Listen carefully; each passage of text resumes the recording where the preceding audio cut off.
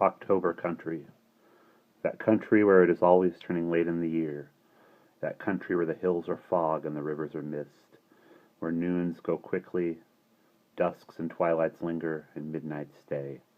That country composed in the main of cellars, sub-cellars, coal bins, closets, attics, and pantries faced away from the sun. That country whose people are autumn people, thinking only autumn thoughts, whose people passing at night on the empty walks sound like rain. Uncle Einar. It will take only a minute, said Uncle Einar's sweet wife. I refuse, he said, and that takes but a second. I've worked all morning, she said, holding to her slender back. And you won't help? It's drumming for a rain. Let it rain, he cried morosely. I'll not be pierced by lightning just to air your clothes. But you're so quick at it. Again, I refuse. His vast tarpaulin wings hummed nervously behind his indignant back. She gave him a slender rope on which were tied 4 dozen fresh-washed clothes. He turned it in his fingers and with distaste. So it's come to this, he muttered bitterly.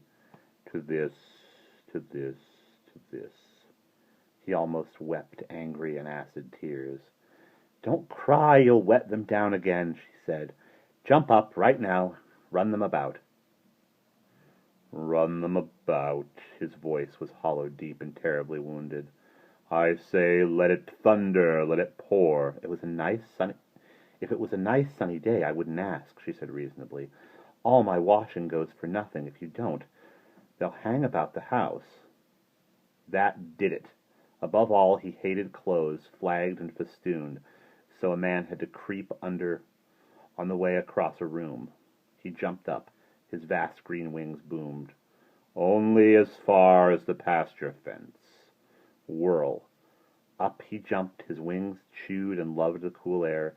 Before you'd say Uncle Einar has green wings, he sailed low across his farmland, trailing the clothes in a vast, fluttering loop through the pounding concussion of backwash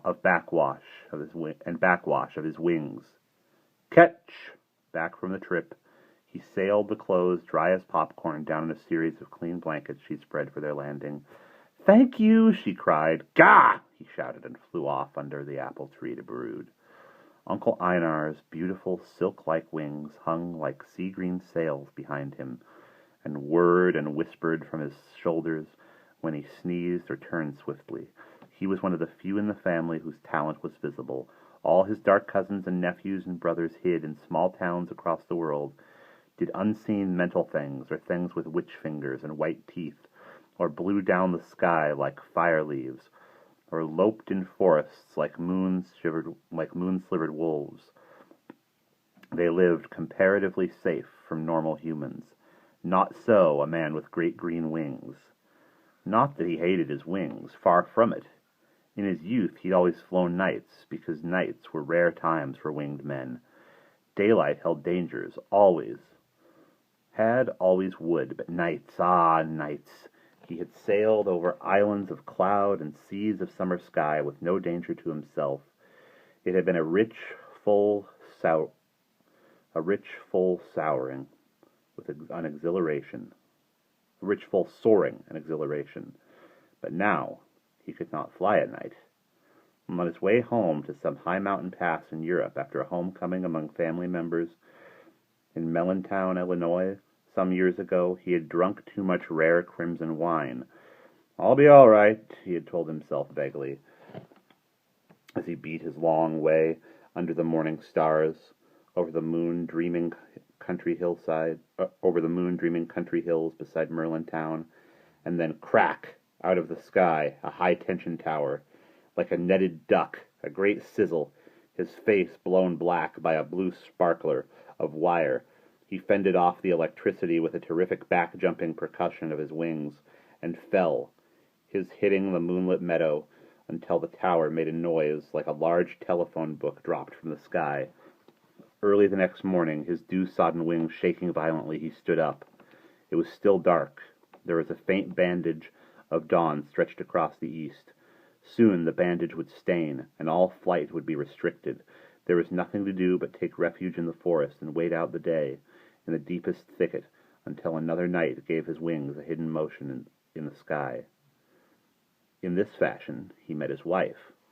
During the day, which was warm for November 1st in Illinois country, pretty young Brunella Wexley was out to utter a lost cow, and she carried a silver pail in one hand as she sidled through thickets and pleaded cleverly to the unseen cow to please return home or burst her gut with unplucked milk. The fact that the cow would have most certainly come home when her teeth really needed pulling did not concern Brunella Wexley. It was a sweet excuse for forest journeying, thistle-blowing, and flower-chewing, all of which Brunella was doing as she stumbled upon Uncle Einar. Asleep near a bush, he seemed a man under a green shelter. "Oh," said Brunella with a fever, "a man! In a camp net!" Uncle Einar awoke. The camp net spread like a large green fan out behind him. "Oh," said Brunella the cow-searcher, "a man with wings!" That was how she took it. She was startled, yes, but she had never been hurt in her life, so she wasn't afraid of anyone, and it was a fancy thing to see a winged man, and she was proud to meet him. She began to talk. In an hour they were old friends, and in 2 hours she'd quite forgotten his wings were there, and he somehow confessed how he happened to be in this wood. "Yes, I noticed you looked banged around," she said.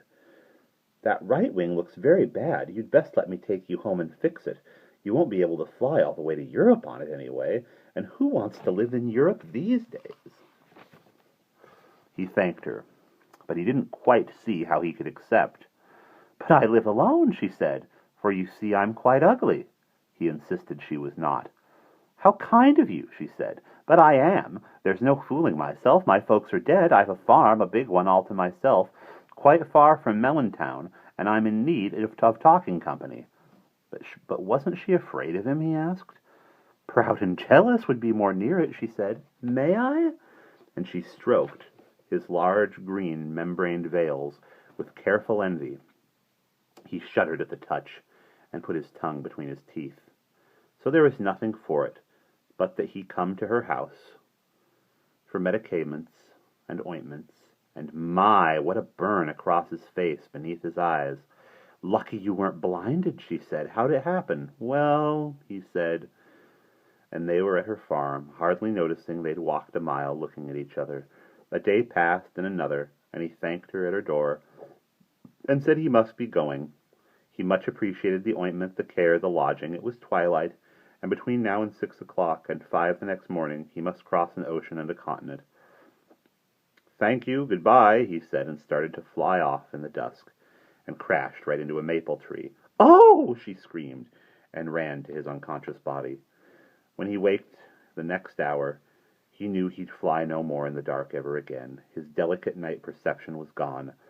The winged telepathy that had warned him where towers, trees, houses, and hills stood across his path, the fine, clear vision and sensibility that guided him through mazes of forest, cliff, and cloud, were all burnt forever by the strike across his face, the blue electric fry and sizzle. How, he moaned softly, how can I go to Europe? If I flew by day, I'd be seen, and miserable joke, maybe shot down, or kept for a zoo, perhaps. What a life that would be! Brunella, tell me, what should I do? Oh, she whispered, looking at her hands. We'll think of something. They were married. The family came to the wedding. It was in a great autumnal avalanche of maple, sycamore, oak, elm leaf.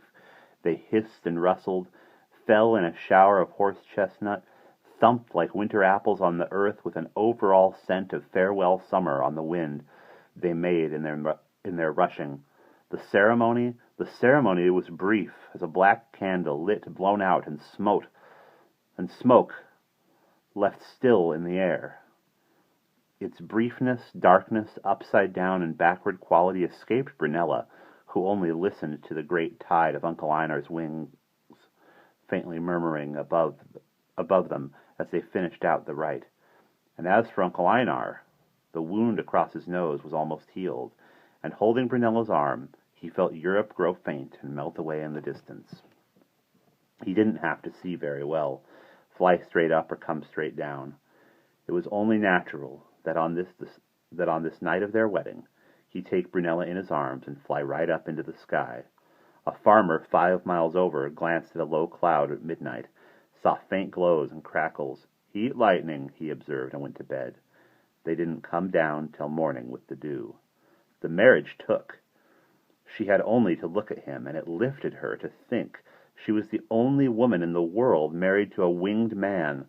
Who else could say it? She asked her mirror, and the answer was, no one. He, on the other hand, found great beauty behind her face, great kindness and understanding.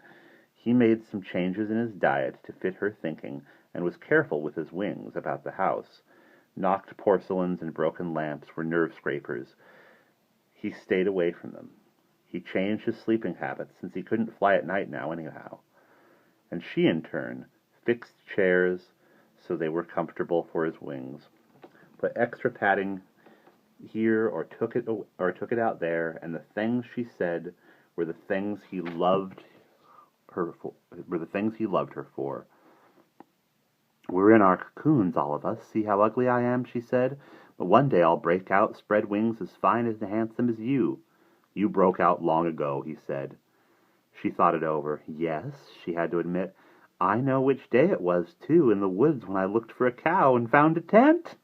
They laughed, and with him holding her, she felt so beautiful she knew their marriage had slipped her from her ugliness, like a bright sword from its case. They had children. At first there was fear, all on his part, that they'd be winged. "Nonsense! I love it," she said. "Keep them out from underfoot."